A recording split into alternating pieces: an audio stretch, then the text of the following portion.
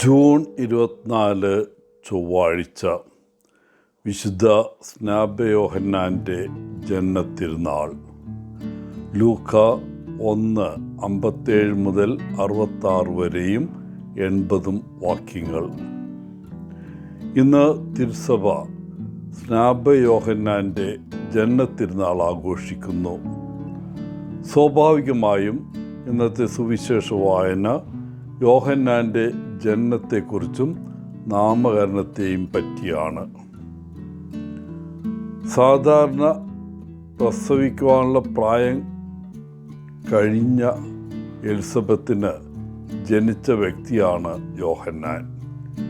അവളുടെ ഭർത്താവ് സക്കറിയ വാർദ്ധക്യത്തിൽ ഒരു മകനെ പ്രസവിച്ചതിൽ ആദ്യം അവിശ്വാസിയായിരുന്നു.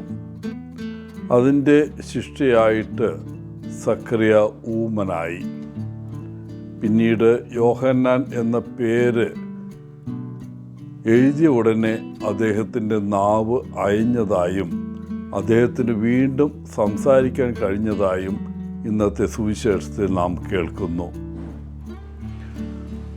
അസാധാരണമായ സാഹചര്യത്തിലാണ് യോഹന്നാൻ ജനിച്ചത്. അദ്ദേഹത്തിൻ്റെ മാതാപിതാക്കൾ അല്ല ആ പേര് തിരഞ്ഞെടുത്തത്. ദൈവത്താൽ കൃപ ചെയ്യപ്പെട്ട എന്നർത്ഥമുള്ള ഹെബ്രായ വാക്കായ യോഹന്നാനിൽ നിന്ന് ഉരുത്തിരിഞ്ഞ ഒന്നാണ് ഇത്. വളരെ സവിശേഷമായ ഒരു ദൗത്യത്തോടെയാണ് അദ്ദേഹം ജനിച്ചത്. കർത്താവിന് വഴിയൊരുക്കുക. പിന്നീട് കുട്ടി വളർന്നു ദൈവാത്മാവിനാൽ നിറഞ്ഞു. പരസ്യ ശുശ്രൂഷയുടെ ദിവസം വരെ അദ്ദേഹം മരുഭൂമിയിൽ താമസിച്ചു. ഇന്നത്തെ സുവിശേഷ വായനയിൽ നിന്ന് നമുക്ക് പഠിക്കാൻ കഴിയുന്ന ഏറ്റവും പ്രധാനപ്പെട്ട 3 പാഠങ്ങളുണ്ട്. ഒന്ന്, യോഹന്നാനെ പോലെ നാമും ഒരു ലക്ഷ്യത്തോടെയാണ് ഈ ഭൂമിയിൽ ജനിച്ചത്. ജനനം മുതൽ നമുക്ക് നൽകപ്പെട്ട ജീവിതത്തിൽ നമ്മുടേതായ ഒരു പ്രത്യേക ദൗത്യമുണ്ട്. ആ ദൗത്യത്തിൻ്റെ ഒരു ഭാഗം ഇതുവരെ അതെന്താണെന്ന് കണ്ടെത്തിയിട്ടില്ലെങ്കിൽ അത് കണ്ടെത്തുക എന്നതാണ്. പൊതുവെ വിശ്വാസികളെന്ന നിലയിൽ യോഹന്നാൻ്റെ ദൗത്യത്തിൽ നാം പങ്കുചേരുന്നു. അതായത് മറ്റുള്ളവർക്ക് ക്രിസ്തുവിനെ കണ്ടെത്താനുള്ള വഴി ഒരുക്കുക. വെളിച്ചമാകുന്നതിലൂടെ സ്വർഗരാജ്യത്തിലേക്കുള്ള അവരുടെ യാത്രയിൽ നാം അവരുടെ പാത എളുപ്പമാക്കുന്നു. എന്നാൽ അവരുടെ ഇടർച്ചയായി നമ്മൾ മാറിയാൽ നമുക്ക് അയ്യോ കഷ്ടം.